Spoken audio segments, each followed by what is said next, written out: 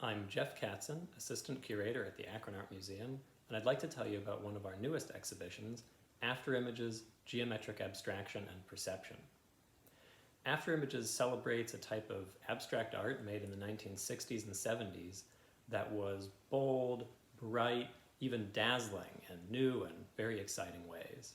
The artists making work of this kind were interested in perception and how there could be a difference between what's actually in a work of art and how your brain processes a pulsating pattern or a fluctuating color or makes an afterimage, what happens when you look at their work and then look away at something else and it sort of lingers in your vision because it's so bold and bright.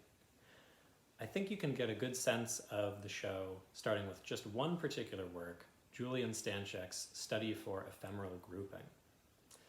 The thing I love to tell people about this work is that while if you're across the room it looks yellow, there is no yellow paint in it at all whatsoever.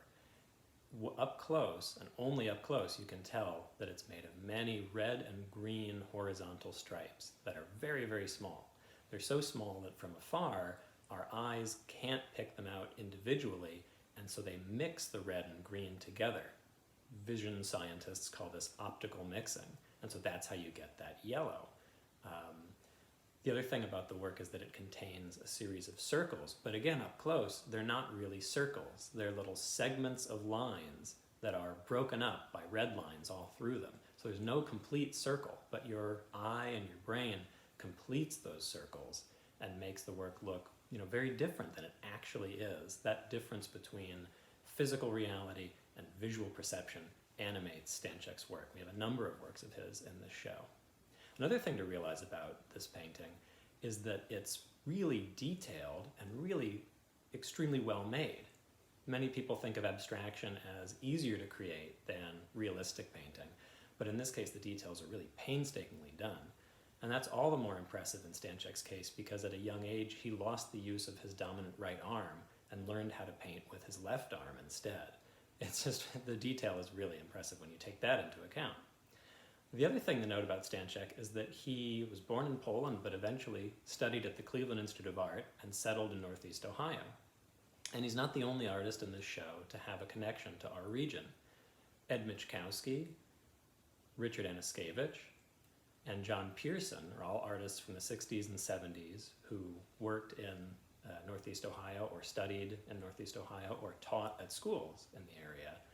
And they made some of the most bold and dazzling work of the period. They were really on the cutting edge. And in the show we also highlight that the tradition of geometric abstraction continues in our region with Janice Lessman Moss, Catherine Lentini, and Leandro Castellao, all of whom are making new works today. Their three works are the only ones outside of that 1960s, 70s period for the show, and they were made all within the last few years. Another piece in the show that helps to give a sense, I think, of what was so exciting about this period of time in art making is John Goodyear's work that is somewhere between a painting and a sculpture. You should go into our exhibition and ask a guard to activate this piece for you. They'll touch it with cotton gloves and set its wooden slats swinging. And when they do, the colors that are painted on each different set of slats cross over one another and create just a sort of dancing array of colors that's so intense that it sort of takes a little bit of time to figure out what it is that you're even seeing.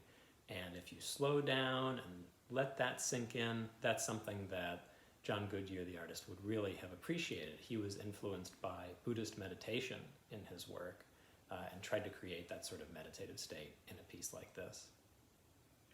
And then finally, I'd like to highlight Sanford Wormfeld's Walkthrough.